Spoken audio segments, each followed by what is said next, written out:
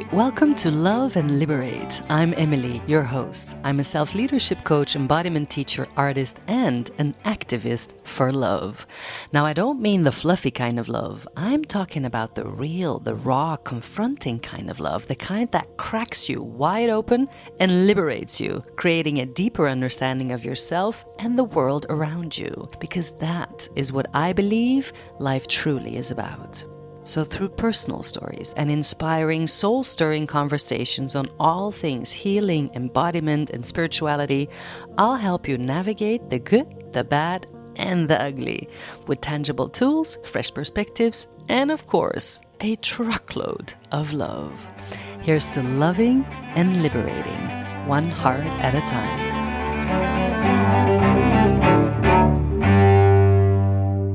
Hey lovers! Today's episode is going to be about purpose because it's my birthday tomorrow and I'm wondering, why am I here in the first place? Like, what's the meaning of it all? Is there even a purpose? Or was I just like some kind of weird coincidence that happened some years ago between two people? Spoiler alert, I'm not disclosing the meaning of life, but I am giving you a few really nice tools to look at purpose and at why you're here and what you're here for in a different way, to make it a little softer, easier, more accessible, breaking it down in little pieces instead of making this quest for purpose blow out of proportion and kind of ruin the joy of your life, basically. So, if you're tired looking for your purpose, if you're afraid that you've missed out on your purpose, or that maybe you will never find it, or that your purpose is just a little bit shitty and other people's purpose is like really big and cool, then this episode is for you. I'm going to share my personal take on purpose, how to use it as a guiding light instead of letting it become some kind of paralyzing responsibility, as I feel is sometimes the case nowadays. We're going to explore the difference between big and small purposes, breaking it down a little so it's more digestible. Also, we're going to see why your purpose is actually allowed to change and how it changes and how you can work with it in practical and everyday ways. I'm going to share some personal stories about my search. I'm going to give you some tools, some tips, some tricks, some new perspectives, because this is not about finding the one perfect, unshakable answer. It's about learning to live in a way where purpose supports you instead of weighs you down. I mean, I do finish off the episode with a very, very big, bold statement that might be the one big, unshakable answer. So, if you've ever wondered, why am I here and what am I doing with my life? Or if you've ever felt stuck or lost in life, looking for a purpose or looking for meaning or feeling a little bit meaningless, all of those things are very normal. Number one, that's the most important thing. You are very normal. You're living the human experience. It's messy, it's freaky, it's weird. But number two, this episode is for you. Let's dig in.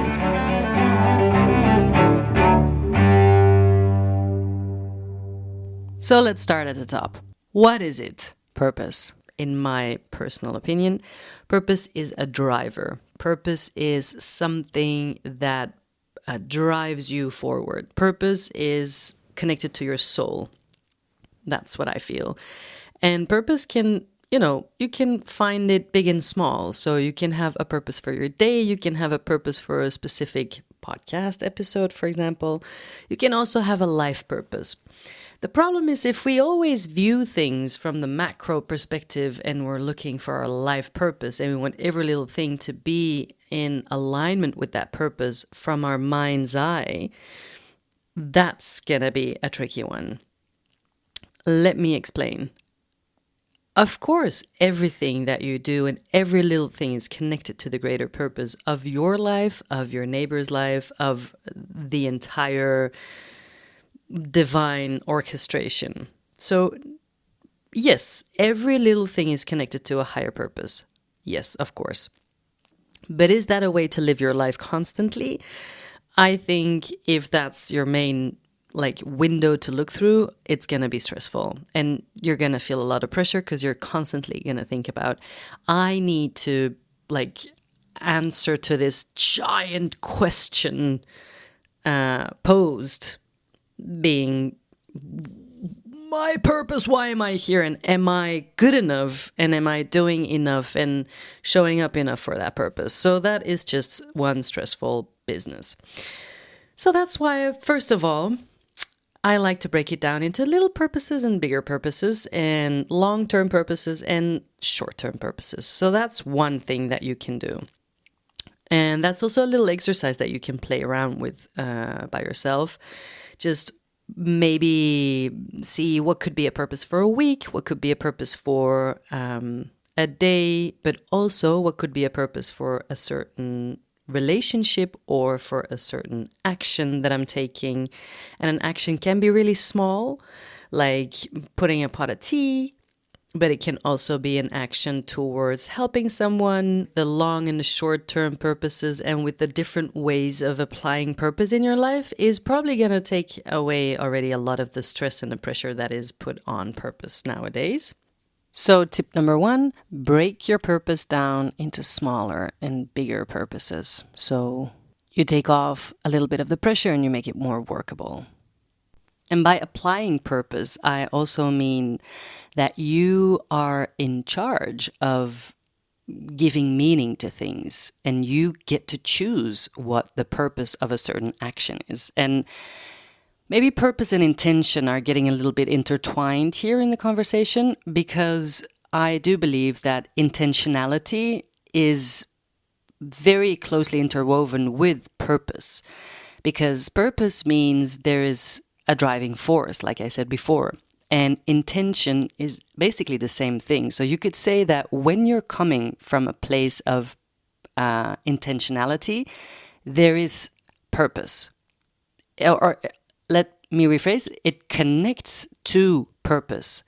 So if you're doing something just for the sake of doing it, or you're not thinking clearly, or you're just being impulsive, or you're not being present, then your action is not intentional in the way that you control the intention, so to speak. So it comes from an unconscious place and you just don't know why or what, but you're just doing it.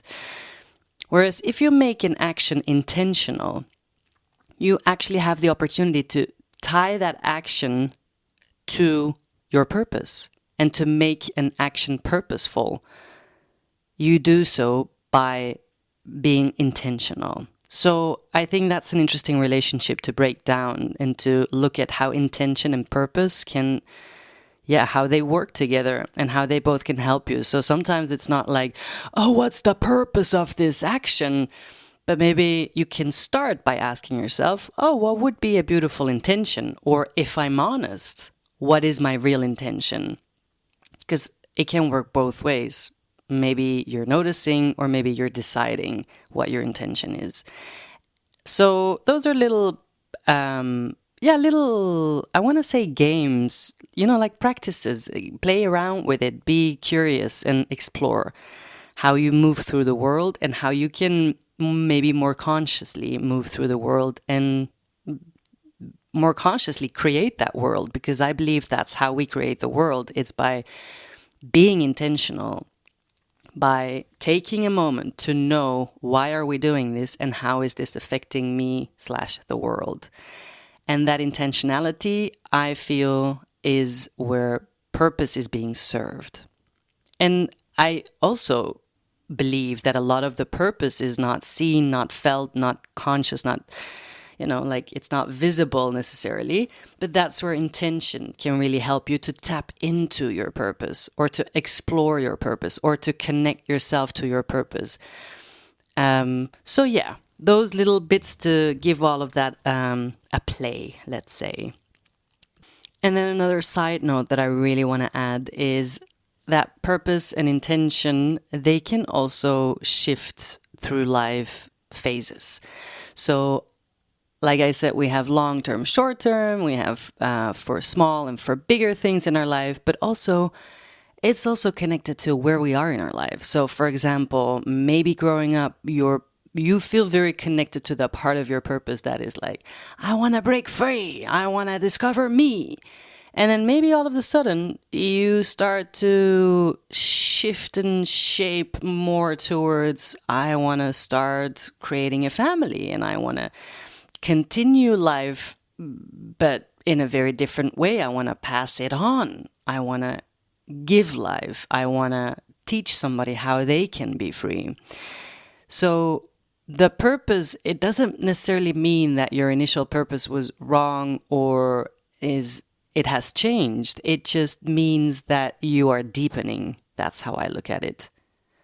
You're basically, every time you feel driven by a certain purpose, you go for it, you strive for it, you live it, and then by living it, another purpose, a deeper purpose, another layer unfolds. And so now it's not about I want to be free. Now it becomes about I want my kid to be free.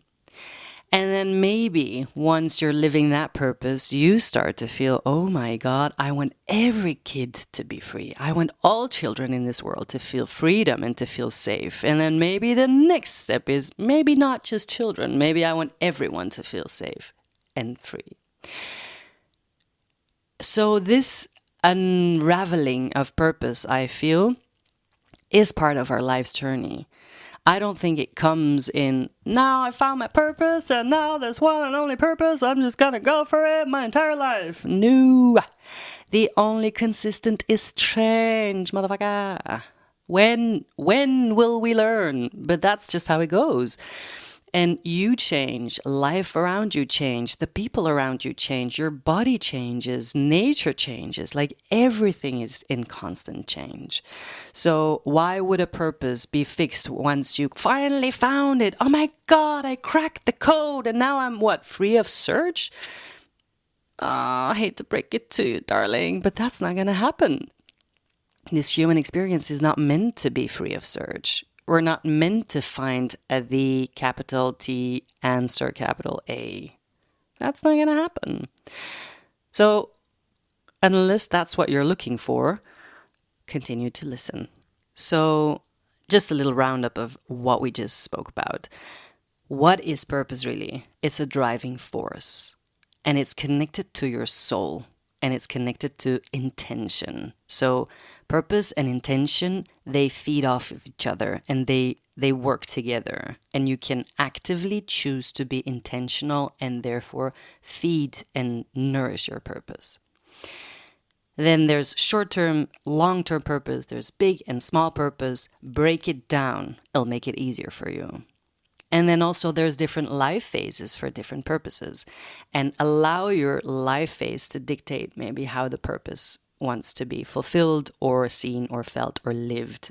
And then by doing so, you are naturally, organically, you don't have to work for it, will be deepening your purpose as you're living it, and it's unraveling new layers and it's showing new shapes and new forms and new ways of living your purpose.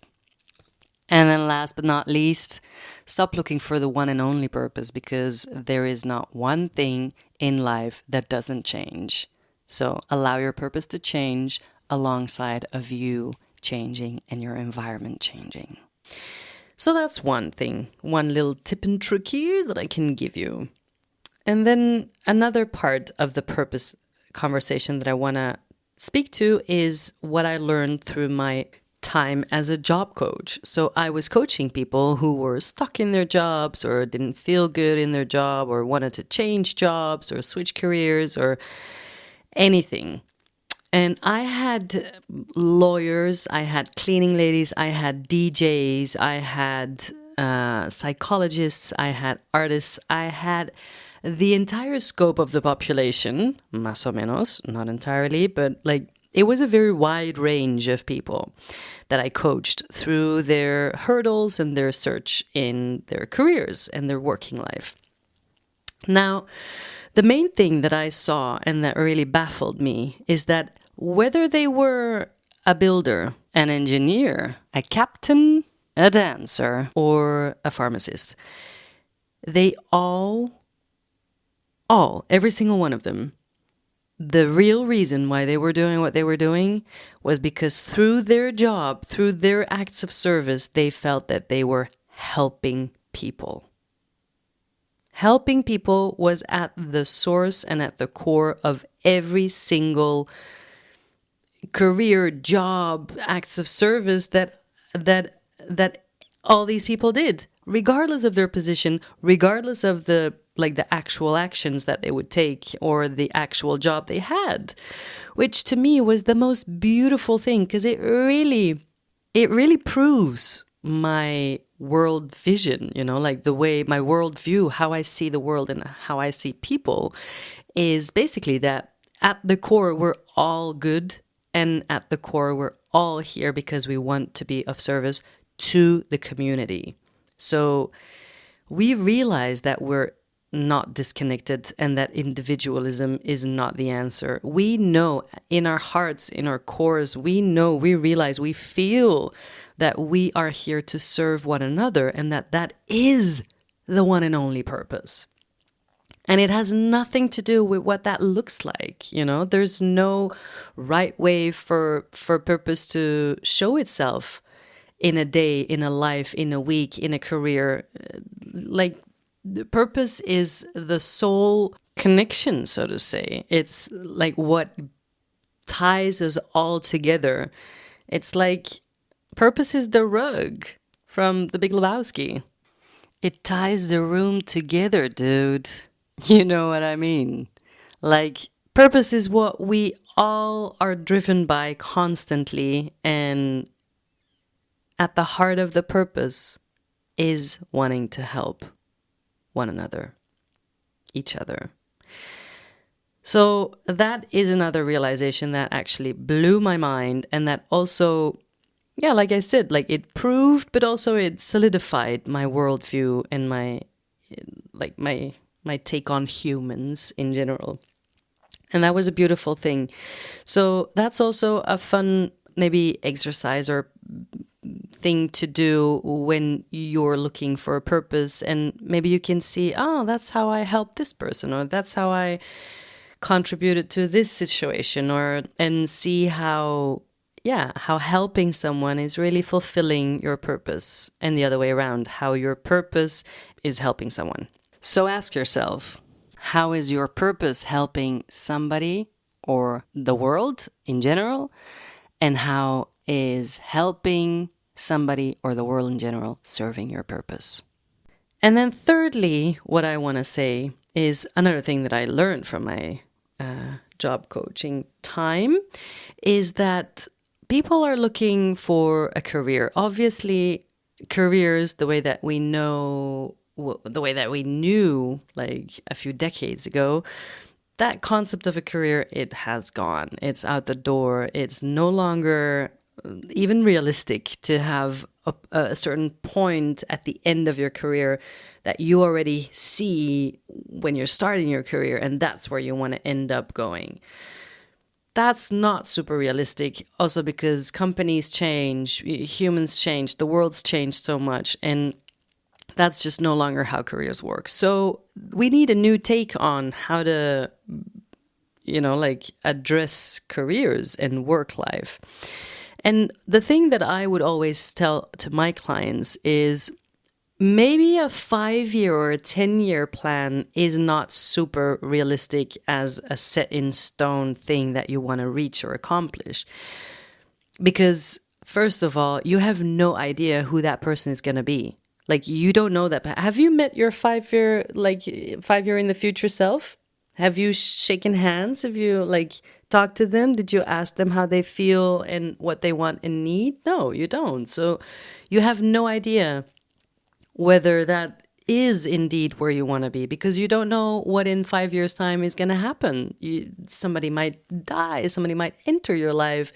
The craziest things happen, and they completely course correct or change the course of your life. So that is in itself an expectation that I believe one has to let go in order to feel fulfilled in terms of purpose.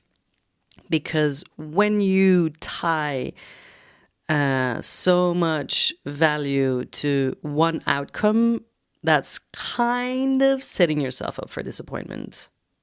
Kind of. Not necessarily. You might be a superhuman. You might be able to reach a goal that you set out like 20, 30, 40, 50 years beforehand. That could be. And I'm not saying that it shouldn't or that it can't be, but I am opening up another way of looking at it. So in my coaching practice, I would constantly challenge my clients by saying, you don't know who you're going to be in so many years' time. So what I really believe is that if you follow the dream that is right now, right here in front of you, that will fulfill your today's purpose. And by doing so, also the greater purpose, because you can't see further than today or the now. And by dream, by the way, I mean this pull, this attraction, and this feeling that maybe doesn't make a lot of sense, but it's just a feeling, it's a hunch, and it's your intuition speaking to you. It's not necessarily logical, but it's there. Because maybe purpose, another word could be dream. Not to say that they're the same, but your dream is your guiding light for your purpose. Like it will show you what your purpose might be about. And maybe it's an easier word to use because so often people say like, oh, but my biggest dream is to da-da-da. And then I'm like, okay, cool. If that's your biggest dream, let's get it, let's do it right now. But what does dream actually mean? Because if it's your dream to become Beyonce or the president or I don't know, like these big ass dreams that we actually have no idea what they really entail, what it actually means to be that person or to have that job or to be in their position. Like if you want to be Beyonce, are you ready to work out every day, to dance every day, to work your vocal cords, to not drink and eat this and to only do that and so because your body is your temple now and it's your whole job and your whole career and your whole life, for example? You know what I'm saying? It's actually interesting to start breaking down what that really looks like and what are the qualities and the components that you attribute to this certain position that makes it so appealing for you. So that's how, in my opinion, your dream and your purpose are connected and help each other. It's about understanding what are the real values. What is the intrinsic worth that I associate with this action or goal or achievement or job or... Because purpose don't give no fuck, no, for status or for money. Purpose has nothing to do with any of that. It could be part of your purpose, though, to feel stable, to feel safe, to feel like a part of society and that you can contribute to the world, but also to your own family. And then money, obviously, is a part of that. And then making money is part of your purpose. For example, one of my favorite people on the whole wide world, he really feels very strongly that his purpose is to make money, to be able to provide. Obviously, this purpose doesn't come out of thin air. He had a very different experience growing up, and he saw things that he wanted very differently for himself and for his family. So ask yourself, without any judgment, without any preconceptions or ideas or expectations that you have on yourself or for yourself, what is your dream today? Let's play around with it. Whatever comes up first, that's probably it. Don't try to overthink it. What's your dream today? And then break it down in little parts and in values and things that you associate with it. And then you ask yourself, what's the first step you can take towards that dream? Because that dream, it might look really big, but once you start taking the very first single steps towards that dream, you are instantly going to feel whether that dream, one, is still actually your dream, because the actual action, the actual reality of living that dream and working towards the outcome of that dream, that's not necessarily the life you really want to live, So let's take the example of the president. What are all the steps that you need to take in order to be president? Are you willing to take all those steps? Is that really what you want? Is that really going to make you happy? Is that going to make you feel fulfilled? Or is it just the few things that the qualities that we attach to being a president that we look up to and that we want to associate ourselves with? And then seeing, wow, those things, they can be applicable to many things. Anyway, not to downsize your dream or your purpose at all, because I'm a big dreamer and I'm the last person to tell you that it's not going to happen. So the main thing that I would tell my clients, again, is the purpose that you have right now, the dream that you have right now, that's your first step. And then that's going to lead you to the next step. And this is how dreams constantly change and how your purpose constantly changes flavor or quality or, and allowing that to happen is also an act of letting go and an act of growing up and an act of becoming more and more realized as a human and also realistic as a human.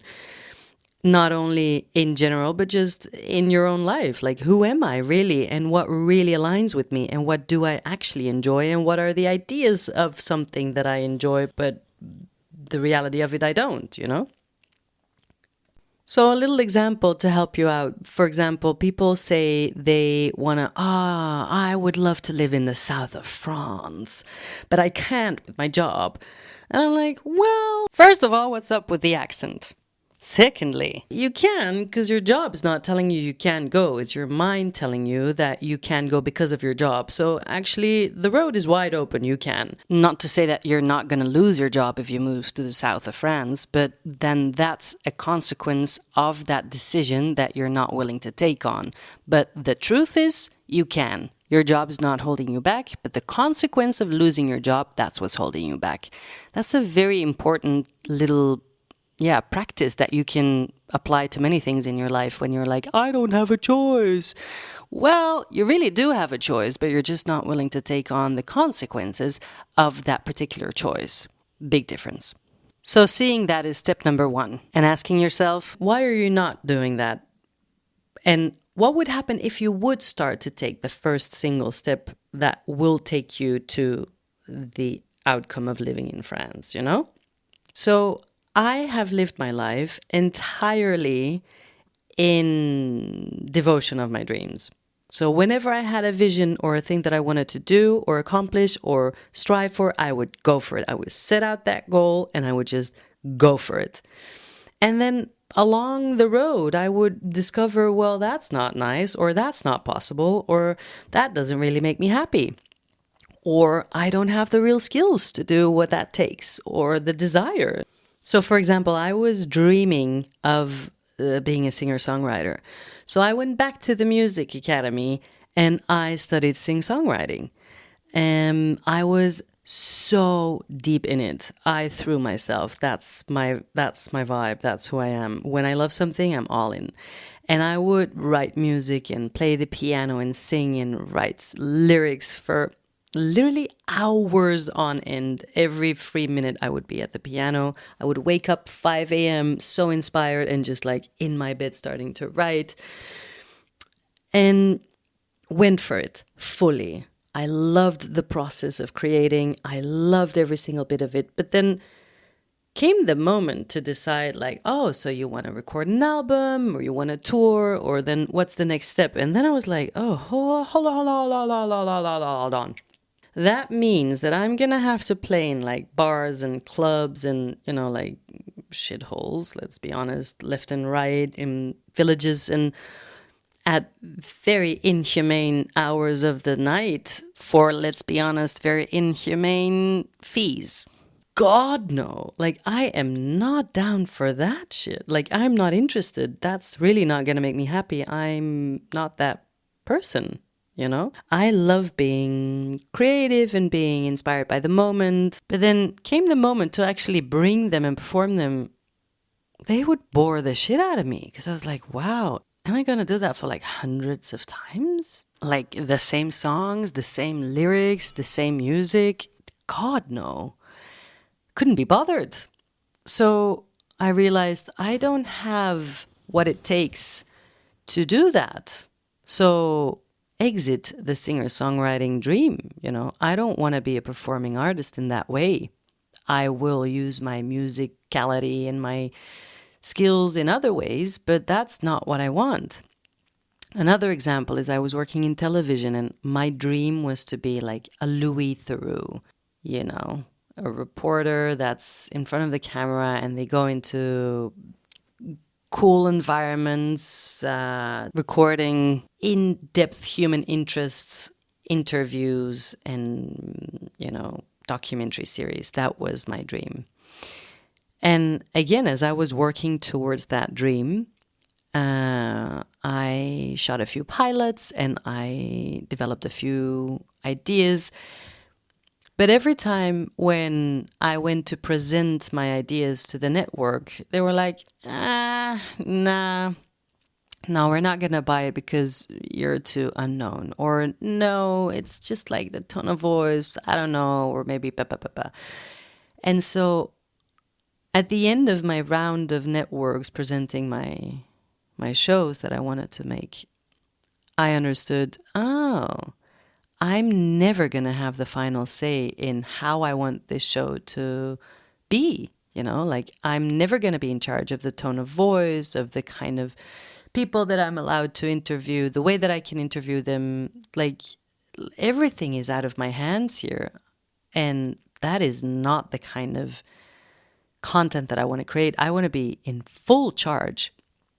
And I don't want to have to justify why I'm speaking to this person and not to that person. And I don't want to have a certain amount of followers before I can have my voice out there or my voice heard, or choose what voices should be heard and shouldn't. So that was another giant wake-up call. And that's also when I decided, okay, so that's exit Emilie from the industry.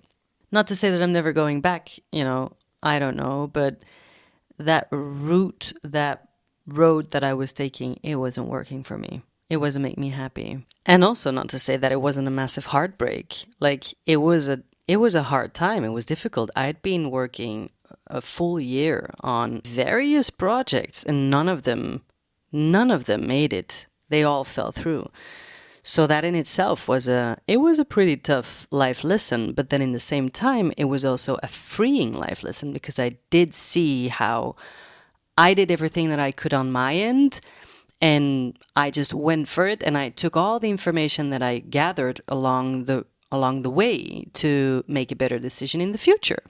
Because all of this, it did bring me to go into coaching. It is what brought me into podcasting. It's those things, those experiences that I had, the no's in my life, the places that didn't work out the way that I wanted them to work out, those are the places that bring me where I am today. And they opened up the doors. They were portals for other practices and new things and new ideas and new routes to take that I didn't think were possible or that I didn't see as an option and that I didn't even know how good they would be for me. And that's exactly what I believe our purpose is about. It's about following what is true for you today, right now.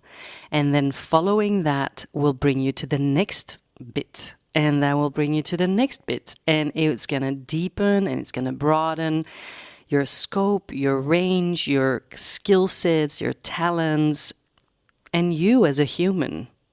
And that's the only way that life can be lived, because we can't live it in reverse, unfortunately. Because if I knew that I would, like the coulda, woulda, shoulda, that just doesn't fly.